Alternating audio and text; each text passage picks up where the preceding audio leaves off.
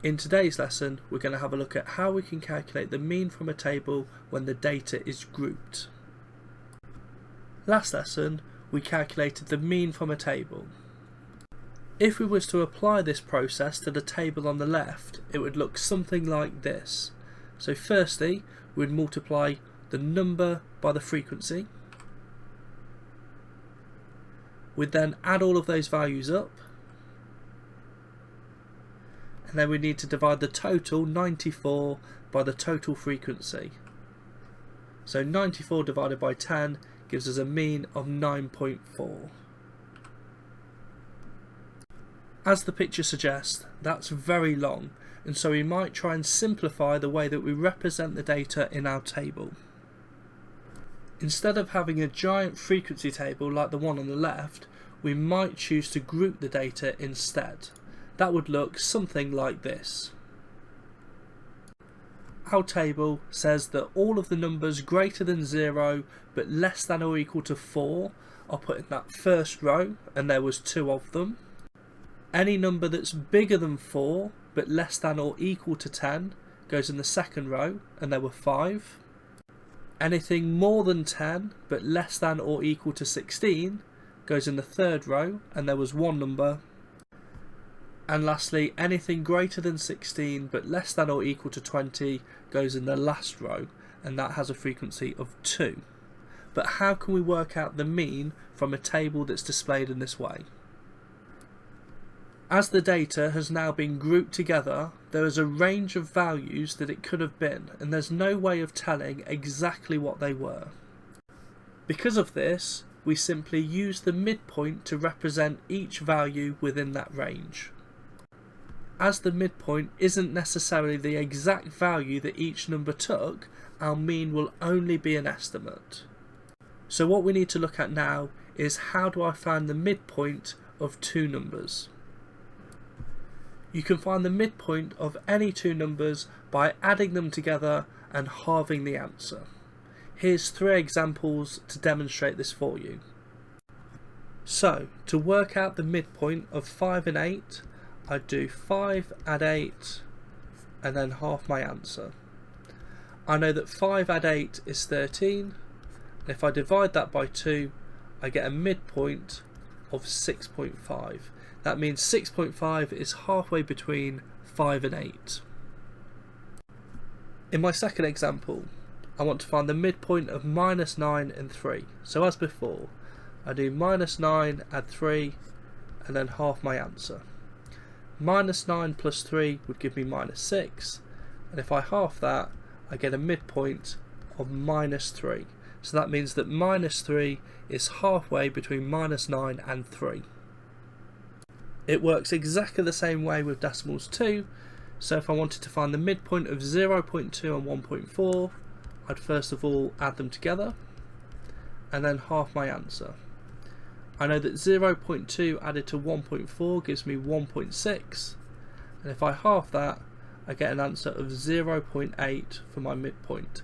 That means that 0.8 is halfway between 0.2 and 1.4. We can use this idea of midpoints to help us estimate the mean from grouped frequency tables. So here's the example that we started off with. We know that the exact mean was 9.4. That's what we worked out at the very start. Because we've now grouped the data, we know that our mean is only going to be an estimate. So let's see how our answer compares. So the first thing I need to do is find the midpoint of each of my group bits of data. So 0 add 4 is 4, half of that would give a midpoint of 2. 4 add 10 is 14, and half of that gives a midpoint of 7. 10 add 16 is 26, and half of that would give a midpoint of 13.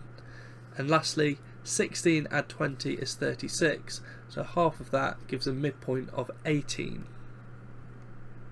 Assuming that the midpoint is the value taken by each number in the ranges given, we can now follow a similar process to what we did last lesson to help us estimate the mean.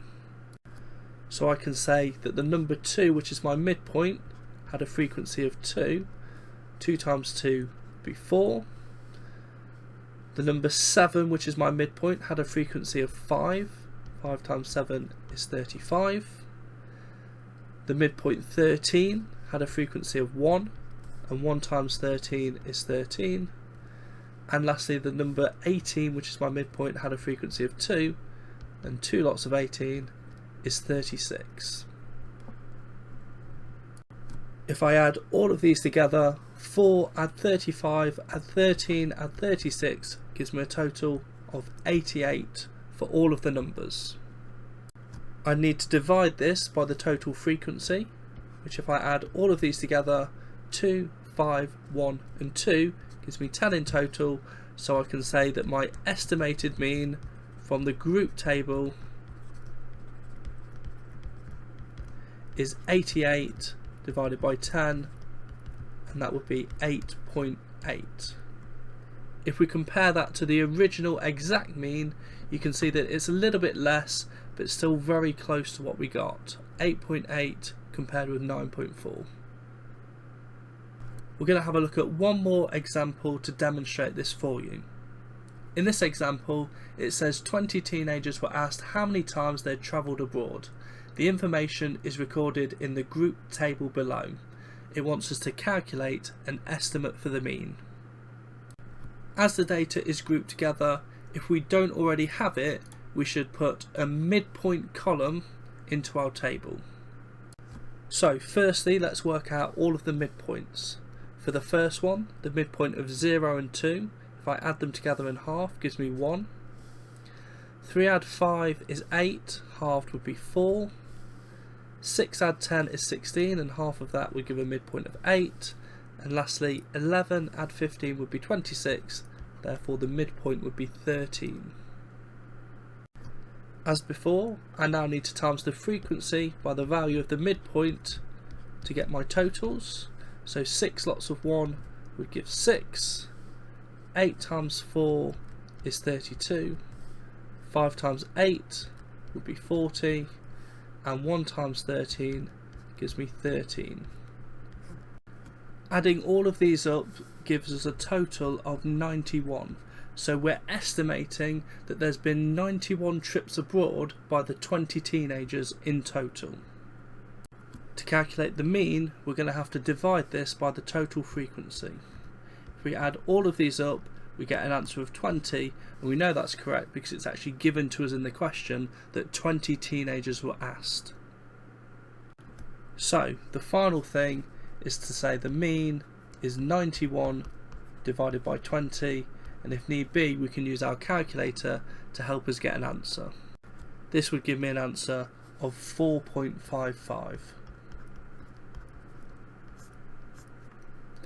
Sometimes you might get a decimal that goes on a bit longer than this, and you will have to round your answer. So what I'd now like you to do is log into MyMaths and complete the two tasks called mean of group data 1 and 2. For each of these tasks, the first page will only look at discrete data, which is exactly the same as what we did last lesson without the midpoints. The second page in both of the tasks will look at group data, which is like what we've looked at today.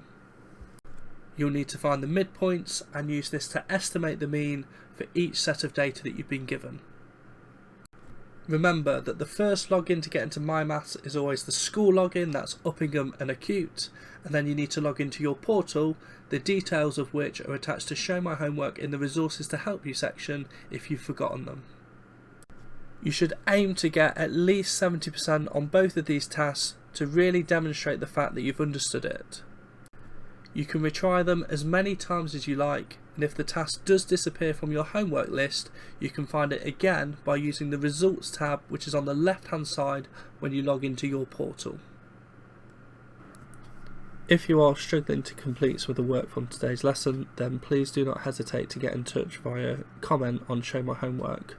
I'll try to make myself as available as possible and get a reply to you as quickly as I can. If the issue requires a little bit more input from myself, I might ask to arrange a time to meet on Teams where I can give you some personalised help with that specific problem.